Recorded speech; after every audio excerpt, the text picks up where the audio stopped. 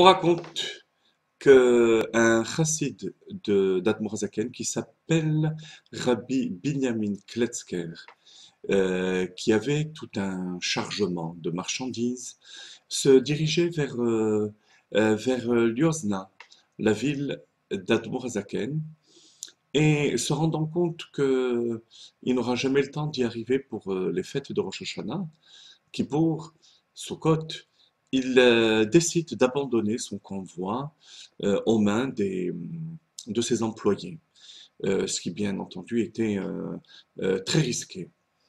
Mais il n'hésite pas une seconde et il va chez Admorazaken. Au bout de quelques temps, il ne pense même plus à son chargement, à toute sa marchandise. Admorazaken montre ce chassid à son fils Admorem Tsaï et lui dit, tu vois, ce chassid, il n'est pas shayach les chizou des hay alma, c'est-à-dire que il est au-delà de la vision de ce monde, pour traduire littéralement. Et bien entendu, ce chassid rentre avec toute son âme dans l'ambiance des fêtes Yamiman Noraim, Sukkot, les fêtes de Tishri chez le Rabbi. Avant de partir, il rentre en Yechidut, en entretien privé chez Admorazaken, et Admorazaken lui demande qu'est-ce qu'il en est de ta marchandise.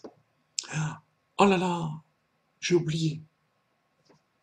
À ce moment-là, Admorazaken lui dit, tu peux aller sans crainte à l'endroit où tu as laissé ton convoi. Et effectivement, c'est ce qu'il fait. Et il arrive sur place et il voit à son grand étonnement tout son convoi gardé par des militaires. Et, il demande aux soldats ce qui se passe et il lui indique la tente du général. Il va vers le général et le général lui dit que lorsque ils ont vu tout ce convoi abandonné, ils ont demandé à qui il appartenait. Et on lui a répondu que c'était un chassid qui avait tout abandonné pour aller chez son rabbi.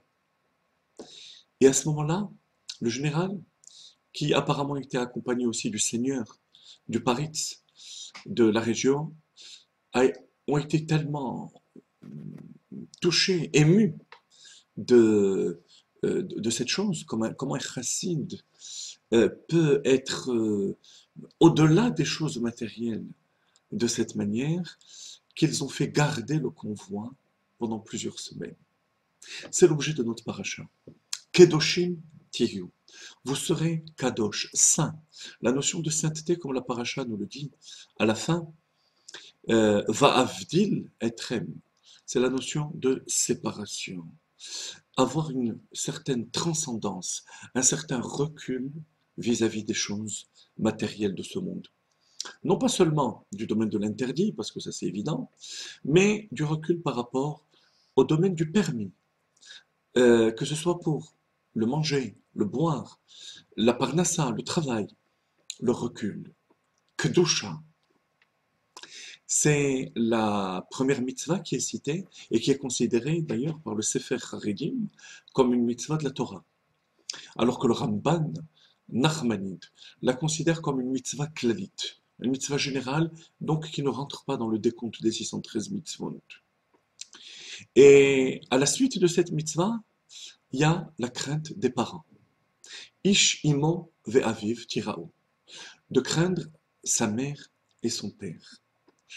Le lien entre les deux mitzvot, c'est que ce sens de la relation avec le domaine du permis doit à tout prix être transmis aux enfants. Parce que c'est la dogma chaya, l'exemple vivant des parents qui va imprégner le comportement des enfants à ce niveau-là.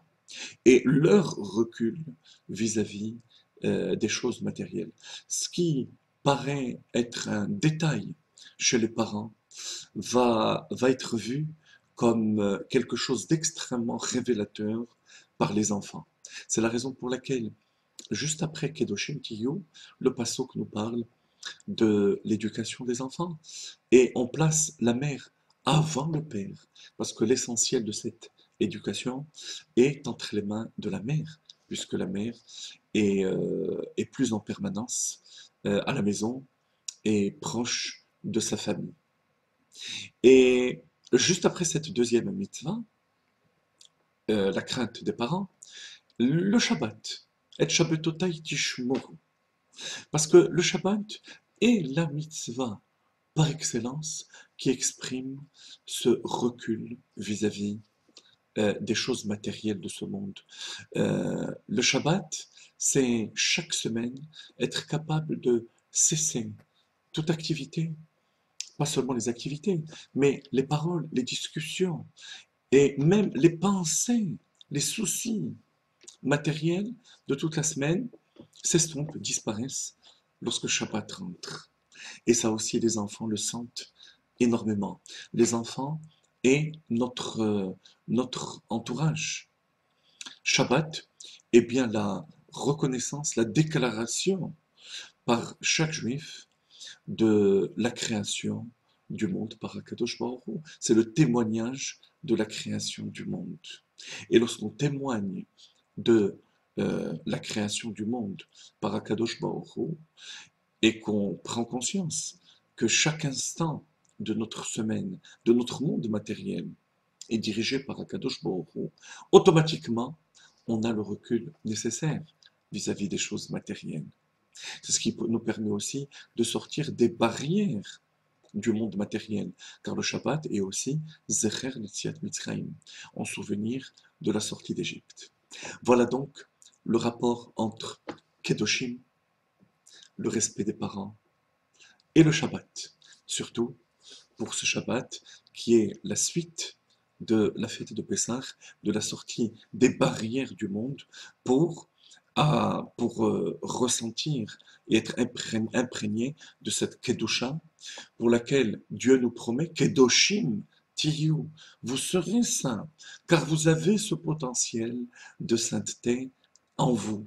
Qui Kadosh Ani, car moi je suis saint et vous êtes connectés à moi. Donc vous avez cette Kedusha. Shabbat Shalom.